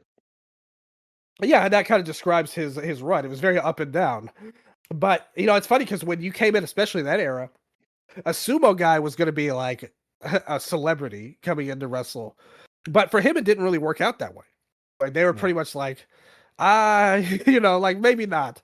But he still got in, worked as a young lion. Again, like he became best friends with Hashimoto, who was kind of like one of his trainers. And he had a run where, again, he basically did nothing for the first 8 years of his career. Like he won no tournaments, no titles, had no memorable matches, really. He was just a job, like a fall guy and maybe a tag team with Hashimoto here and there, but usually on the first or second match. And then he had this inexplicable push, and you know, he just was just a very charismatic and weird guy. Like his life was so unorthodox that it's such an amazing story. You could easily make a movie about this guy's life, and I never knew how much went into it before I did all this research. But in the end, actually, if you want though, one thing I would recommend too, his retirement show that he produced, like he made a produce show in 2011. And by that, he had really been out of the wrestling game for a while. He wrestled like a couple times a year. You know, he had a very unfortunate suicide attempt in 2007 that, again, kind of like I mentioned earlier, the referee, he came in and he like found him in the midst of his attempt to save his life. And it was just his friends just randomly came to his house pretty much and saved him. You know, thank God that he did, of course, there. And that led to, you know, the old referee Tayama was the one who did it, who was his friend. And Inoki reached out to him. He had a little bit of an IGF run. But really, he was pretty much done for the next 4 years. And he finally did his show. And his produce show, the real reason he ran that was to give his daughter, his daughter was like what they call a race queen. She was a big model for pro racing, you know, like auto racing and stuff. And she had started her singing career a couple months before that. And this whole deal was kind of to promote her singing by the end. The first thing you see, outside of an incredible video package set to Journeys Faithfully, and that showed, again, I'm getting too much in the article here, but he worked at Kendo Kashin's brother's farm after his attempt, like his pig farm there. And so they showed some videos of him working on the farm. He was jogging. Showed some of his highlights, and the next thing you saw was him singing his daughter singing her song about him there. And really the big moments of his career, whether it was the LeBanner fight or the end result of his retirement show, there's that famous image, like most MMA fans remember, after he beat LeBanner, his daughter got in the ring and he lifted her on his shoulders and climbed the buckle with him. With her on his shoulders, and it was a very emotional moment, and he repeated that at the retirement show. So the whole retirement show is available on YouTube. It's like 2 hours if you want to check out some stuff there. Like pretty short matches if you skip around through it, but a very emotional, cool retirement ceremony, and it was kind of like a storybook ending for this thing. And the title of my article is "The Debt King Who Beat the Odds." Which Yes, like that's great. So true. I want to add 2 more points to this great title of yours, Dylan. First one is when he fought Dutch kickboxer Rene Rose in Saitama Super Arena. He was knocked out by a high kick. When Yasuda woke up, a doctor asked him, "Do you know where you are?" And Yasuda, who was visibly confused, answered, "Of course, I'm in Sumo Hall." But the fight was in Saitama Super Arena. Great stuff. And this one sums it up pretty much like you said. While he is often talked about for his poor behavior and personality, such of his love of gambling, lethargy, and tendency to cancel plans at the last minute, he's also said to have a meticulous side, always keeping his promises and completing all travel preparations the day before departure. So, yeah, rest in peace, Tadao Yasuda. Not always. Like that last one. I get into that a little bit, but yeah. I mean, I don't know if you have any matches of his that really stick out to you, or you No, were I would even have mentioned watching the when Yuji he was. Nagata matches. That's Yeah, the matches that. yeah, and he was better as a heel character, like in Makai Club more so than like him as babyface Ace was not gonna fly, like to be honest. But him as a heel run, he had some fun character moments and stuff in certain matches and all of that. But yeah, like I didn't know your opinion on him, but hopefully everybody remembers him. He was a former champion. Yeah, It's kind I've of softened up on him too in the last couple of years. Not been so harsh on the guy.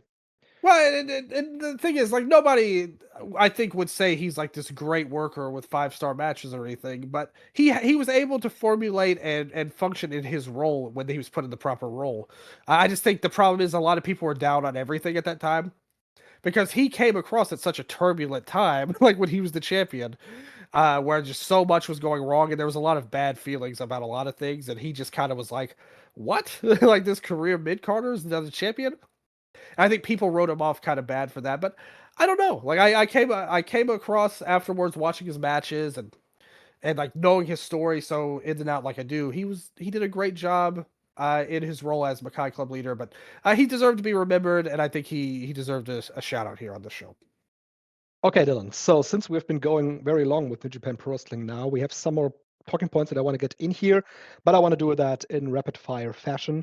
So first, we have just when we started recording, we got the news of the Champion Carnival lineup for this year, and it has been reduced from 18 participants to 16. And it's the following wrestlers that will wrestle in the tournament that starts on April 12 and finishes on May 17. Rei Saito, Kento Miyahara, Go Shiozaki, Hideki Suzuki, Jun Saito, Ryukyu Honda, Ren Ayabe, Yuma Anzai, Kengo Mashimo, Daisuke Sekimoto, Kuma Arashi, Madoka Kikuta, Zion, Odyssey, Cyrus, and Carlos. No Shotaro Ashino, no Hokuto Omori, no Yuma Aoyagi, no Davey Boy Smith Jr., who has been in the last couple of years. So what do you make of this lineup? I think overall it's just it's weird that Ashino's not in. Yeah. It's weird that Aoyagi's not in. As far as we knew, his suspension was ending this month. Yeah, we so- just discussed it off the air. We thought he would be coming back now, but I don't know if have they announced anything for him? No, I don't think so. They definitely did announce him on this tournament here. So that's just 2 losses. The rest I think is pretty. I mean, you get Go in. I mean, that's cool. That's good. Go. Mhm. That's great. Sekimoto's back in action. Like that's a pretty good addition. I wouldn't say it's like lighting the world on fire, but it's always good to have him around. Talos, I love a lot. Uh-huh. And Odyssey, he's super over. You probably had to have him in if Zion's going to be Yeah, in. yeah. Like they're a tag team. And Cyrus is somebody sometimes I like a lot. Sometimes I don't love a lot. But I've definitely been more of a fan than not of his run. It's kind of a Vader-esque player in the modern era. So I like it. You got rid of Davey Boy, Hokuto, Yoshida. Like those are additions by subtraction in my opinion. Yoshida was in 2 last year. That's right. Sekimoto is in 2. Did I miss Sekimoto? I missed Sekimoto. Sekimoto's in. Yeah, Yeah. Sekimoto's in. Yeah. Yeah.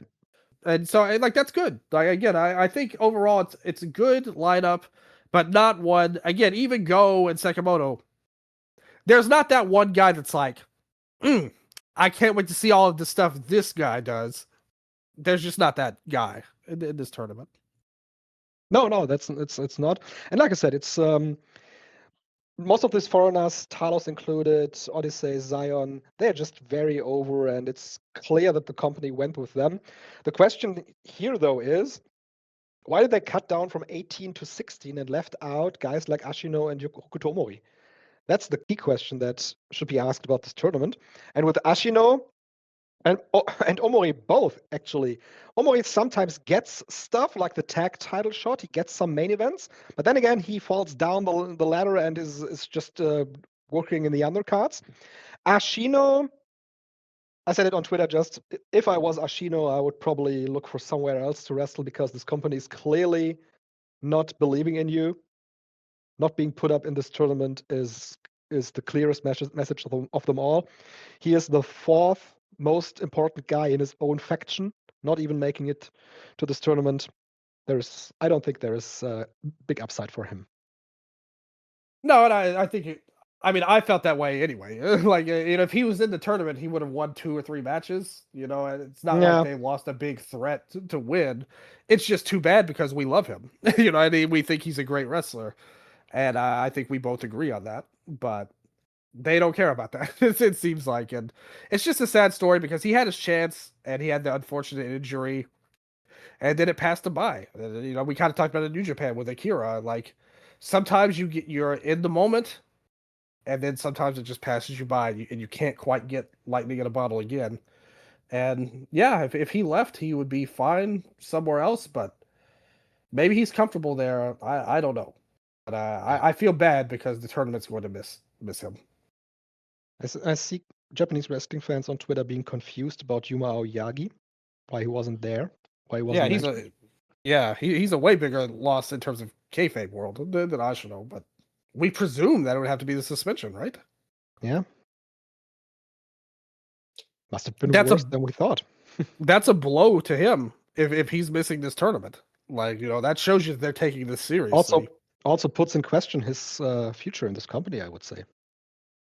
Yeah, that, like you said, that kind of gives you a vibe that maybe this is more serious than they're letting. Like, they're taking it more serious than we even thought. I don't know what to think. Some fans are guessing that he wasn't on this show because he wasn't included in the tournament, and that he will return in Ottawa next weekend with an apology and come back from there. We'll see about that. Do you think maybe they could put him in the tournament like after that then? I don't think they will. I don't think they will either, actually. I think he'll go the route that he'll shave his hair and start at the bottom again, which is why he wasn't included. Yeah. I think so too.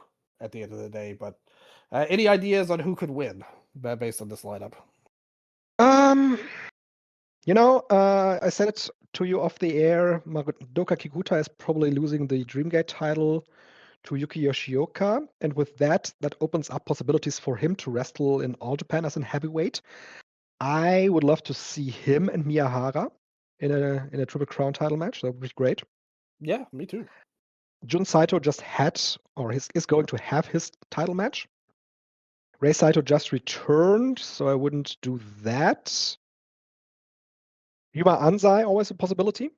Yuma Anzai and Madoka Kikuta would actually make a great final. Their match last year was the best of the tournament. Yeah. Yeah. I think Carlos Go just has had his title match too. Yeah. I think Go has a chance. Go has a chance, yeah. Never won the tournament. Like, this could be his opportunity. He had the loss with Kento. He could get it back if they're planning to drop the title to him. But I think Anzai is probably the favorite. But overall, yeah, Anzai would be the favorite, especially when you think about the promo that they did after the match that he had with Miyahara at the final show of 2025, when Miyahara said, "You are the dude, but you didn't win today." So that would be a way to get Yuma Anzai back to wrestle Kento Miyahara. Yeah, I think either of those options work, and I like your idea of Kikuta as well. I think that he works. I like him better in All Japan than Dragon Gate, actually. So I'd be up for that. Yes, so there is All Japan Pro Wrestling. Like I said, Ottawa is coming up next week. Noah, Pro Wrestling Noah had another successful Korakuen Hall sellout with close to 1,600 fans. Great for them. Yoshiki Inamura remains on top, defeated Takashi Sugiura in a match that was once again full of shenanigans, with Sugiura first saying, "Team 2000X, please leave. I want to do this match on my own." But then Osawa and Yoshitatsu returned with this giant-ass cage where they trapped Inamura inside. Kano on commentary stood up and freed Inamura for him to defeat Sugiura because Keno then trapped Osawa and Yoshitatsu inside of the cage. Very foolish stuff. Nothing that I really enjoy. The best matches on that Korakuen Hall show from February 11 were the junior tag title matches. Those were short though. Yeah, no, it is what it is. Yeah, pointless show where everything underdelivered. I have no like. I'm just totally over Inamura as champion, and I hope he loses. But I mean, we'll see. Like, I mean, with Keno, if he wins, he'll lose in 2 weeks anyway, so it doesn't matter. Yes, this is track record. Naito and Bushi remain tag team champions. They will defend the title in late March. I forgot against who. I think it was. They did defeat Kenta and Hayata, right? Yes. They did defeat them. Let me see. It's on March 20, I think. Oh yeah, there it is. Against Manabu Soya and Shuji Kondo. That's it. On March 20 in Kobe Sambo Hall. Yeah, they can't have them apparently for their show on March 8, which is in Yokohama Budokan, because Naito and Bushi are supposed to be at 16 karat gold on that weekend. I've seen some people kind of get like some of these Japanese fans are kind of they're over Naito. Like it seems like they're watching him wrestle, and I mean the crowd in Korakuen was really hot for him. And I think that's going to continue. Like he's still a draw. Like he's probably the top draw in the country, the company at least. But I mean, how could you not? Like this can't last forever. Like him wrestling like this. Yeah, especially if he's going to go for a singles belt. Like, yeah, that's going to be interesting. I wonder, but yeah, he's just. It's just not good. Like they're just not a good team at all. Like this Tranquilos de Japón. No, they are not. Good. I just mentioned Dragon Gate. They have a card coming up also, just like All Japan. All Japan is running Otawat on the 23rd of February with Miyahara and Jun Saito. And Dragon Gate, they are running the Fukuoka Kokusai Center for Uno Dos Tres, the Dragon Gate Festival. A card of 8 matches. The show starts with Luis Mante against Kazuma Kimura. And we have a 4-way tag match. All Asia Tag Team Champions Masaki Mochizuki and Don Fuji go against Susumu Ikusuka and Kagetora, Strong Machine J and Yuti, and Mondai Ryu and Punch Kominaga. Toru Owashi faces Jiro Shinbashi in another comedy match here on the card. The Brave Gate title match is up for grabs when Ryoya Tanaka defends against Genki Horiguchi. He defeated Kagetora in a number 1 contenders match and has been wrapping wins ever since. And so he's going to face Tanaka here. Jackie Kama and Rita defend the Twin Gate title against Dragon Adaya and Marcus Mathers. It's a good match too. We have a special 10-man tag match with Sai-Petra / Team 2000X. Shun Skywalker, Homare El Cielo, Takashi Sugiura, and Masa Kitamiya go against Big Boss Shimizu, Kota Minura, Kai, Ishin, and Yoshiki Kato. Open the Brave Gate title 3-way match. Love and Peace, Hio, Benkei, and Mochi Jr. defend against the Natural Vibes team of Casey, Gyuchi, and Aki. That's how they pronounce it, Dylan.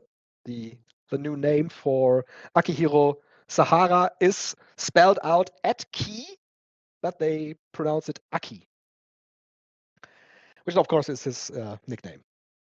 They also go against Yamato, Dragon Kid, and BB Hulk in this 3-way situation. And the main event, Madoka Kikuta versus Yuki Yoshioka. This card has been built up really well throughout the last couple of weeks with lots of promos, especially between Shun Skywalker and Big Boss Shimizu, but also between Kikuta and Yoshioka. Genki Horiguchi has been built up strongly as a challenger for Tanaka. Marcus Mathers has been good, has been winning matches. The match against Luis Mante in Korakuen was not so good, to be quite honest, but all of the multi-man stuff that he did with Dragon Daya was good. And so this is a good-looking card, and I'm hoping that Dragon Gate is successful with it. Yeah, me too. The main event seems a little cold to me, to be honest, but I think this may just be a flaw in Kikuta as the top guy. particularly when the rest of his group is in the hottest match on the show. I would say that's another, like, that's really one of my biggest issues with him is like, man, Shimizu just is like, there's levels to this, and he's at a certain one, and Kakuta is not in this company.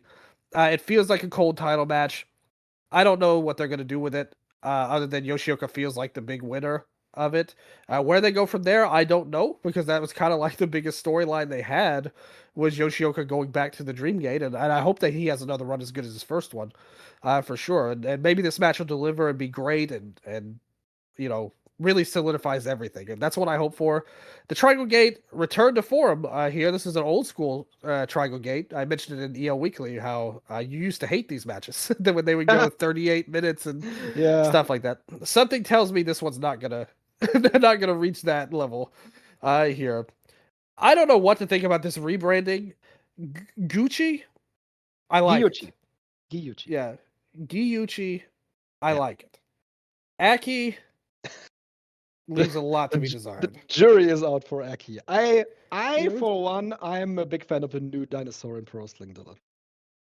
Maybe so, but I feel like maybe there's certain guys that are cool with this kind of thing, and maybe some people that shouldn't be doing them. I know. I know. Like I said, I mean, the angle where they came out was amazing. Like we can all agree on that. We're going to see how they do in a full match like this. And I hope that it goes all right. By the way, congratulations to Hyo, who won a year's supply of New Japan Protein from New Japan Pro Wrestling. They announced that too. The main match is definitely the 10-man, the all-out war. Now, I don't know why. Crazy. I don't know why Team 2000X is involved in this, and I don't even want to think about it that much. Isn't it because of Shun Skywalker and Osawa's deal that they had last year? Okay, well that's something. That's something. Maybe it's interesting though because Saipatra has been more like babyface in this feud against Gajinokuro. And now we've got Kitamiya, the chairman, and Sugira, a team which I do not like in their current gimmick. Now we're in this weird. Could it be possible that they turn on Shun in this match? No, and help Gajinokuro? They had Shun Skywalker in last year. Remember for Wrestle Odyssey, where he teamed with Takashi Sugiura, and that's the reason that they are coming here now. Still think they could turn on him, actually. I don't know, but I don't expect that. Well, what do you think's gonna happen in this match? Yeah, I mean, I think Gajinokura's got to win. I mean, me too. But I don't think that the T2000X members will turn against Shun Skywalker. But I see Shimizu getting the win over Skywalker for however that's going to work out. Well, I mean, that would fit with what they did in the singles match they had, which I got to say, I didn't really like that, actually. Like, I mean, I will say this, the chair shot he blasted him with was very interesting. Yeah, some horrible chair shots in Japan recently.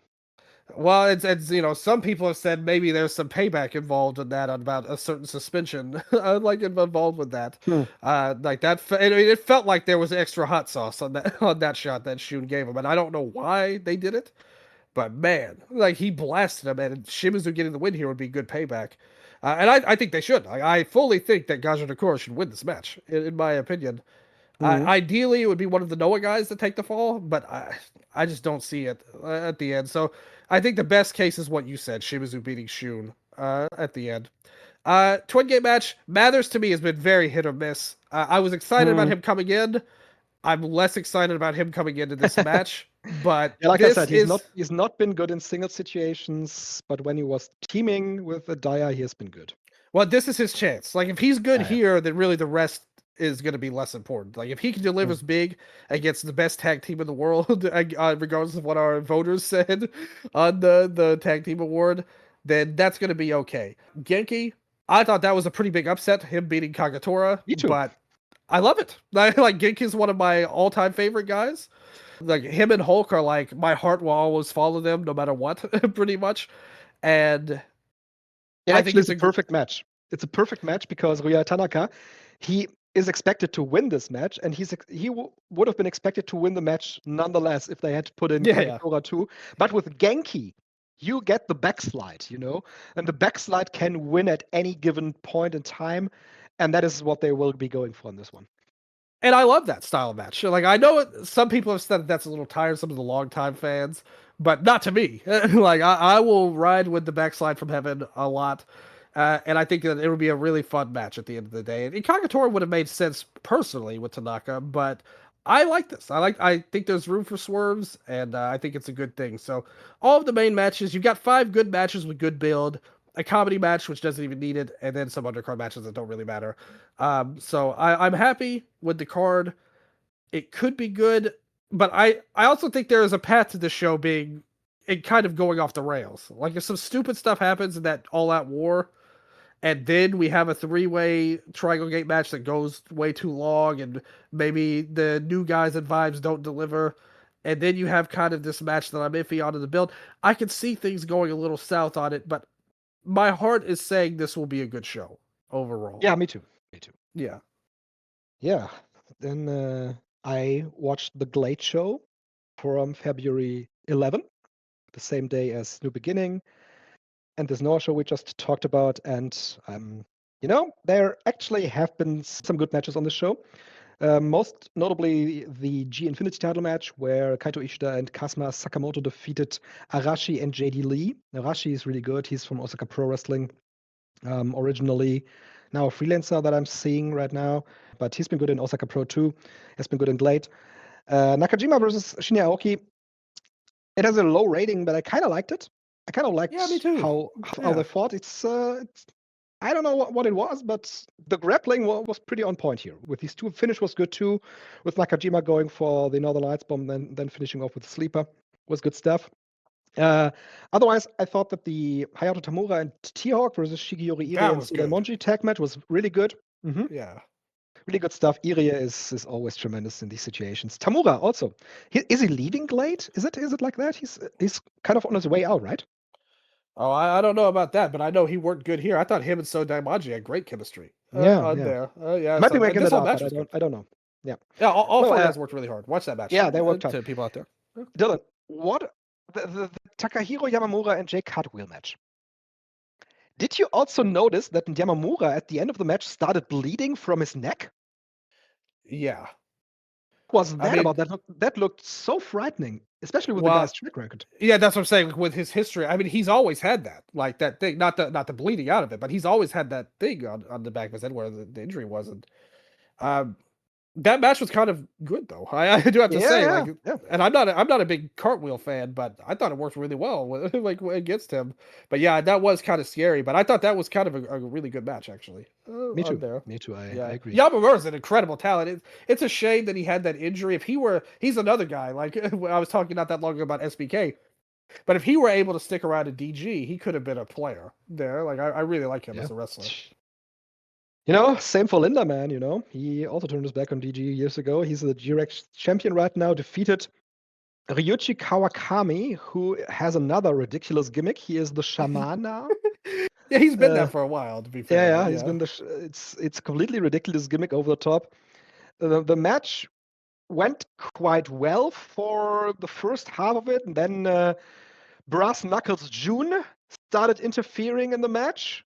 Of course, they are part of the Anti-Glay Monsters, or they have been part of the Anti-Glay Monsters, because after Lindaman defeated Kawakami, Jun turned on the former leader of the Anti-Glay Monsters and is apparently now lining up to challenge Lindaman for the GRX title. So that was not a good ending to this show. Yeah, I was going to say that was such a weird. All of that was just super flat to me, but match was okay. Kawakami, like, what is he doing? I don't know, man. But yeah, Lindaman is champion. Like, he's good. I've always questioned him as like world title level, but match was okay. Like, it wasn't bad. Like they didn't. That's another thing I like about these shows is that on GLEAT, nothing's going over 20. Like, even the top tier matches. So. So it was okay. Like, it wasn't bad or good, really. Like, there were a couple of other matches. I personally like the UWF title match better. Maybe the cage match guys, the inmates didn't, but I thought that guy didn't get out. And again, I thought, like you said, I like the grappling. I understand the critique of it being too short, maybe, but I thought they did what they had to. Like, really, like, it was a good meat and potatoes match of this style. And I really enjoyed the tag matches that came before it. And even that high flying match was good too. So that's the thing. Like, this roster is good. It's the story of GLEAT. Now that they're back free, I will watch these shows. I was just gonna say they have a bad reputation, but they have good talent on this roster up and down the card. If you go to Lindemann on top, but you also can go to the first match of the show with Junji, with Koei Konishita. They're good. They used Vander Jack. So it's good stuff up and down the card. They kind of have stabilized at this level now that they are using indie talent, sometimes bringing guys like Black Andromeda too from the outside, from other countries. They still have, for whatever reason, they used this Luigi Primo guy when he's in. Kazayashi seems to be a big fan of his. Kazayashi's Twitter account is to be very cringeworthy. Really? It is. Yeah. Just look at. He did this video where he films himself and Luigi Primo, and Primo is just balancing this pizza, and Hasayashi is just going, "Oh, wow." What? Yeah, you have to look at it. Okay. It's really cringe. Andy Panda, whoever that is good. Yeah, I was going to say he's actually not that bad. When I saw him, I thought he was going to be the return of Soda Pop in Monday Magic, but this guy's actually pretty good. Yeah. So they have stabilized it at a very low level, 619 in Korakuen Hall. It is what it is with the GLEAT. Yeah, I actually kind of like. There's a certain charm to these shows for me. I don't know if it's just me, but like I come away from these shows liking them more than disliking them almost every time. Like, pretty much. I don't know why. Yeah. So 2 more talking points that you wanted to get in, because I hadn't seen the finals of the Futariwa Princess Cup now. Dylan, how has the final show been? Well, for me, I followed this tournament from the start to the finish. The best match on the show was the International Princess title match with Mirai versus Toga. It wasn't anywhere close to the level of Mirai's matches from last month or anything like that, but it was a good match. Another one where it was kind of this is what I would call a meat and potatoes match. They didn't try to reinvent the wheel, and who better for that than Toga on the TJPW roster? Somebody I've always been a fan of, and they worked pretty well together. Nothing that'll blow you away, but it was a good match.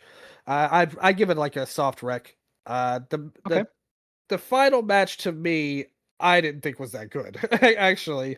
But the problem is that I don't think any of Uber Eats matches are ever good ever. So I knew coming in that they were going to have to overcome that. And Mizuki is a great worker, and I'm a fan of hers. And Uta Takami's done a pretty good job, actually. Being her partner. I like what I've seen from her, being a younger wrestler. It says here she's only 18 years old. That's about what I thought coming in there.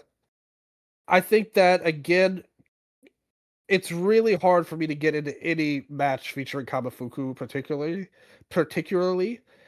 There were some mistimed spots here. Her and Takami didn't have good chemistry.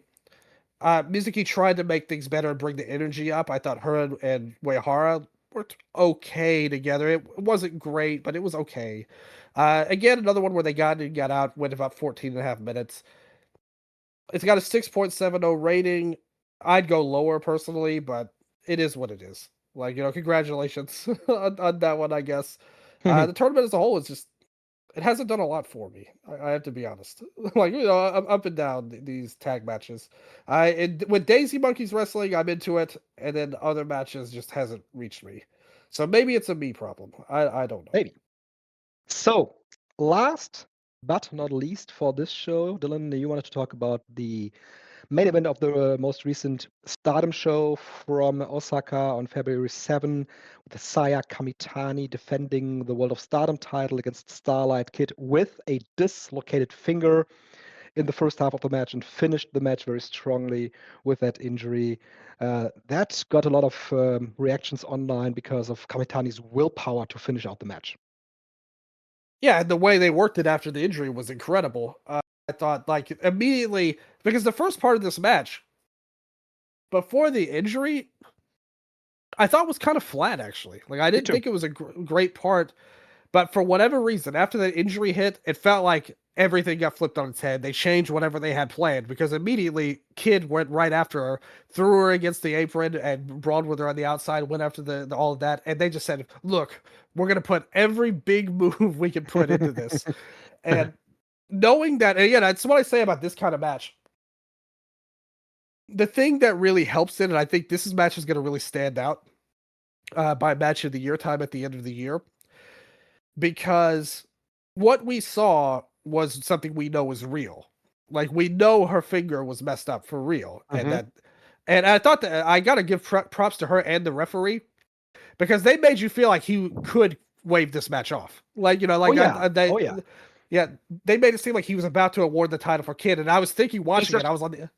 I was just going to say, and you know what would have happened? You know that Kid would have won the title. And I was under the impression that Saya Kamitani wanted to protect her title reign, whatever it took. Me too. And like, I was on the edge of my seat watching this live. Yeah, that's right. And I was like, oh man, is it really going to end this way? And not that I have anything against Kid. I think she's a wonderful wrestler, but it's like, is this really how they're going to end this legendary title reign? And then there was a part where she was getting worked on. They wrapped her finger up and she was on the ground. The referee was looking at her, giving this stern look, waving, blah, blah, blah. And then suddenly she stands up like a fucking boss. The crowd goes nuts for it.